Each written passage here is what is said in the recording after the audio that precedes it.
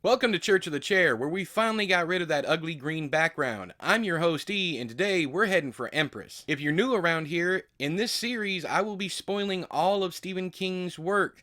There's no way around it. If you haven't read everything he's ever published, I suggest you click away now. You've been warned. Today, we're talking about Fairy Tale by Stephen King. So how does Fairy Tale tie into the Stephen King universe and the Dark Tower series?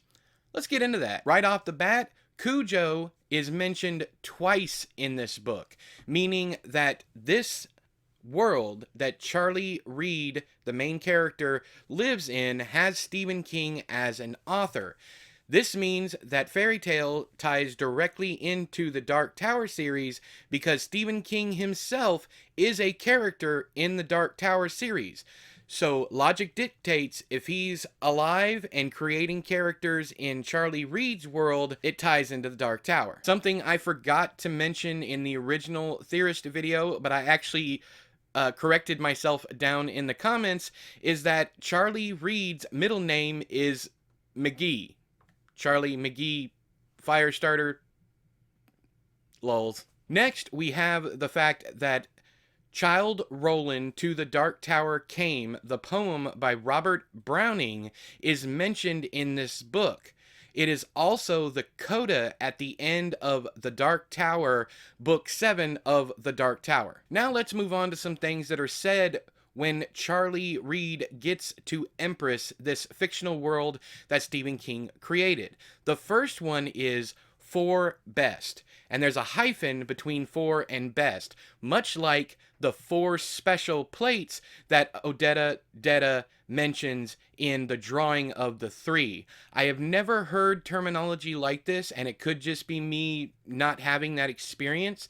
And I asked in the original video if people knew that it was a phrase outside of the Stephen King universe, and I got nothing. So I'm asking again, is this something that is specific to Stephen King's universe, or is it a phrase that's been used in history? Another quote is, "Good people shine brightest in dark times, shine the shining." You understand where I'm going with this. Next, we have all the different colors of the roads in Lilimar that are very reminiscent of the different orbs, globes, crystals, whatever you want to call them, in the Dark Tower series.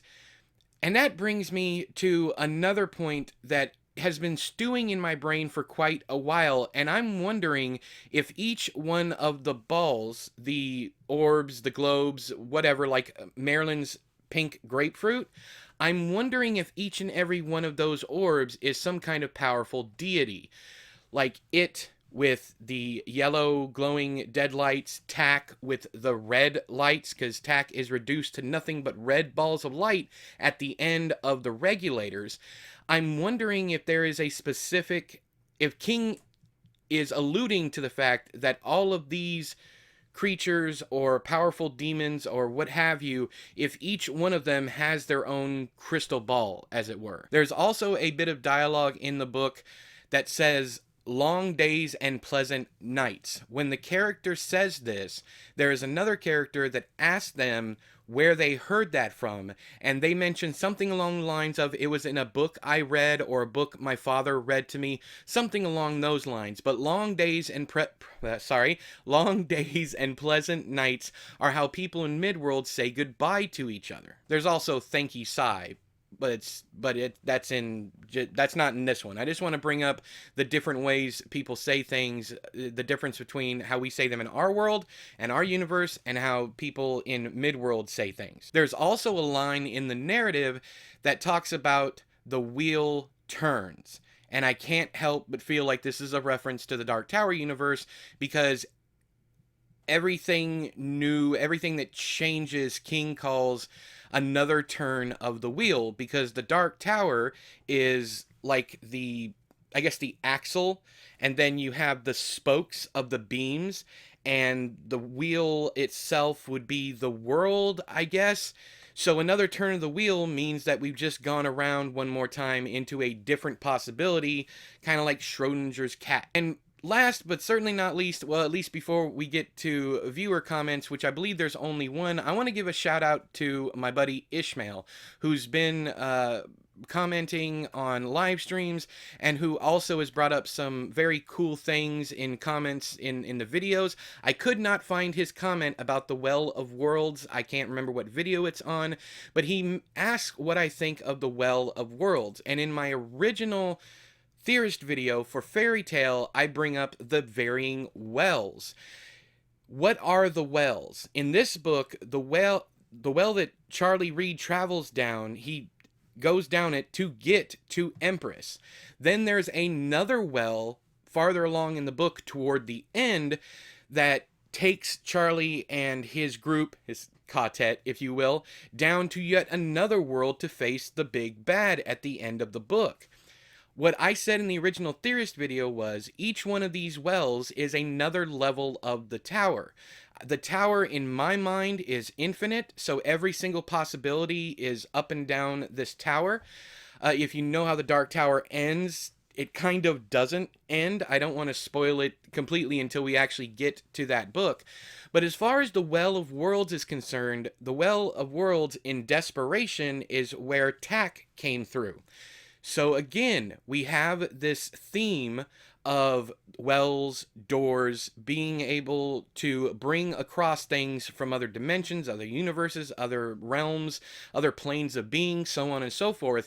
And to answer your question, Ishmael, I fully believe that wells are just other, not every well, of course, but the wells are just the different levels of the tower. Now, do I think that the well in Dolores Claiborne is?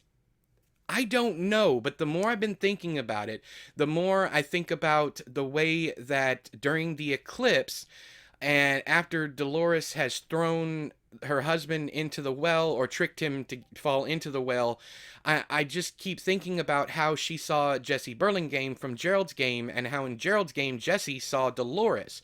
So I think there's something there. I think there's enough there for me to do a deep dive just on the wells in Stephen King's books. And now on to viewer comments. There's only one that I want to point out because I didn't mention this at all in the original Theorist video, and that is this back and forth. Let me try to make room for it. This back and forth between Christopher Wheeler and myself about the number 19.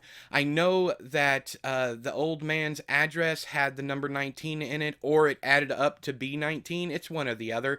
And as we know, King does this quite often, using numbers to add up to 19. But if anyone out there has caught more of what the prevalence of 19 in this book, I would love to hear from you down there in the comments. Eventually, now that we are done with all of Stephen King's novels, you'll see over here I do have the Bill Hodges trilogy behind me. That's because I'm saving all of the series, all the collaborations, all the short stories, novelettes, novellas, all that stuff until the end. Once I am done with this entire series, I plan on going through certain keywords, like 19, using my buddy Patrick's program, or actually not program, his database, and even my own Kindle copies of the books. I own all of his stuff in every format, Stephen King stuff. I will be going through and picking certain terminology and doing whole videos just on how many times one thing shows up in a book. Like the shop, like on the beam, certain phrases and keywords like 19. 19 is going to be harder to find simply because sometimes it's the number of letters in a character's name. But that's my plans for the future. Again, thank you, Patrick, for helping me out, figuring out how to, get it to work on Linux, which is what I use. But that's all the time I have for you today. If you know of anything that I missed, if you have any corrections for anything I said in this video, or if you have theories yourself about how Fairy Tale ties into the Stephen King universe and the Dark Tower series, let me know down there in the comments. But until next time, all hail the chair.